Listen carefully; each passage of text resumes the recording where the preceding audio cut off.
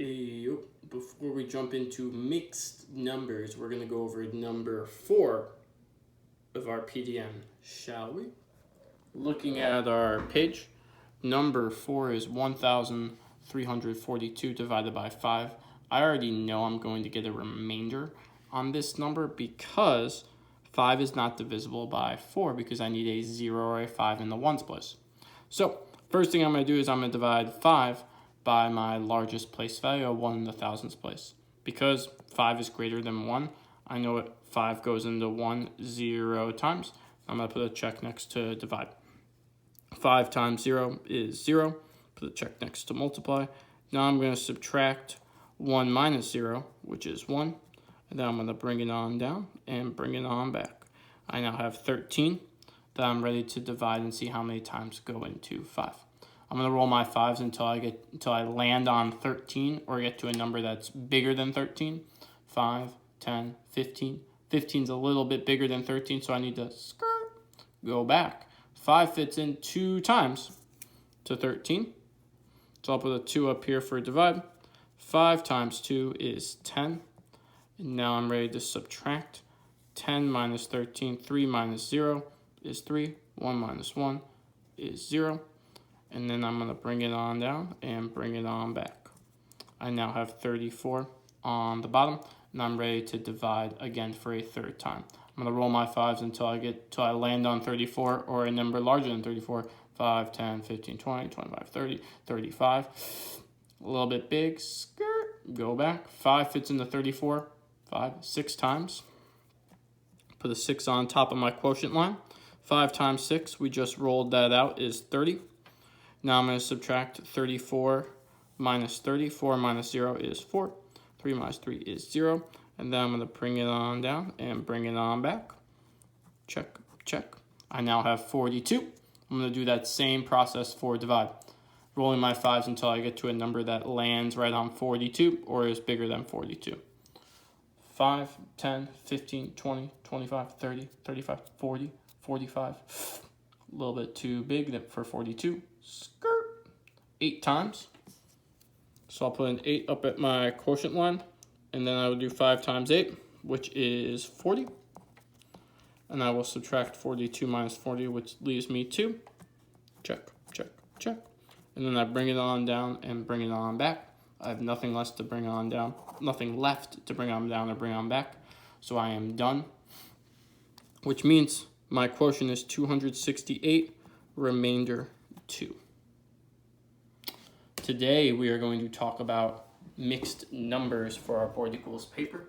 A little bit of review. Proper fractions are always between 0 and 1. All pieces of a fraction must be equal, whether we're talking about proper or improper fractions. Mixed numbers are made up of a whole number and a fraction. It is both a whole number and a fraction when we write it out. Mixed numbers are always greater than one whole, just like improper fractions. When we make a mixed number, here's the 3 steps that we do. Number 1, the denominator is the number of equal parts in one whole, just like an improper fraction yesterday.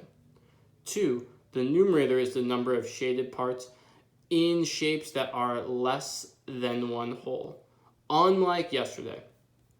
And then 3, the whole number is the number of the whole shaded shapes.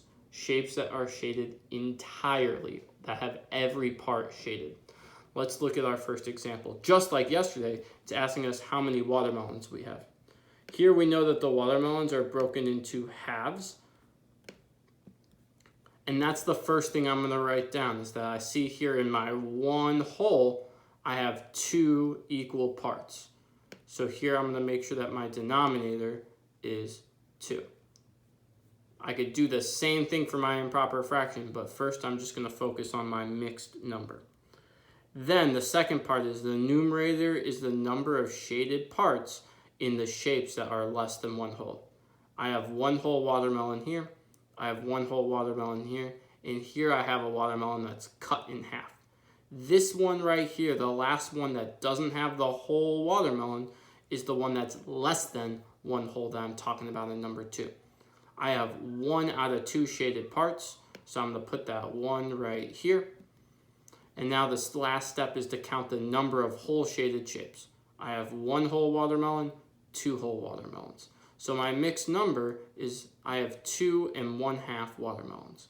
If I were to write this as an improper fraction, my denominator would also be 2, because that's the total number of parts in 1 whole. And then I would count up my shaded shapes just like yesterday. 1, 2, 3, 4, 5. I would count up all my shaded parts to have 5. So when I write this as a mixed number, it's 2 wholes, right? Just this whole watermelon and this whole watermelon. And then I have my fraction 1/2 right here. For my improper fraction, I'm counting up every part, the wholes and the fractions, to get 5. And my denominator stays 2 because that's the total number of equal parts in each shape. Looking at our pizza expression again, or pizza example again, our pizzas are broken up into 4 slices. Some of these slices are more equal than others. Broken up into 4 slices. The first thing I'm going to do is look for my denominator. So I'm going to look at one shape, and I'm going to see how many total pieces there are. 1, 2, 3, 4. There are 4 equal pieces. I'm going to write this underneath for space. There are 4 equal pieces for each shape in my denominator. So I know that both my improper fraction and my mixed number are going to have the denominator 4. Now for my mixed number, I'm going to look at the shape that is less than 1 whole. This is 1 whole pizza. This is 1 whole pizza. This is 1 whole pizza. So I'm just going to focus on this one shape for my fraction and count the number of pieces in this shape. There's 1. So my fraction is 1/4. And now how many whole pieces do I have? 1, 2, 3 whole pizzas. My mixed number is 3 1/4. For my improper fraction, I'm going to count all the pieces from the whole pizzas and from the piece of pizza. 1, 2, 3, 4, 5, 6, 7, 8, 9, 10, 11, 12, 13. I have 13/4 as an improper fraction. These two fractions, even though they look different, represent the same total. 3/4 and 3/14. Shoot your shot on your independent practice. We'll go over the answers together in the next video.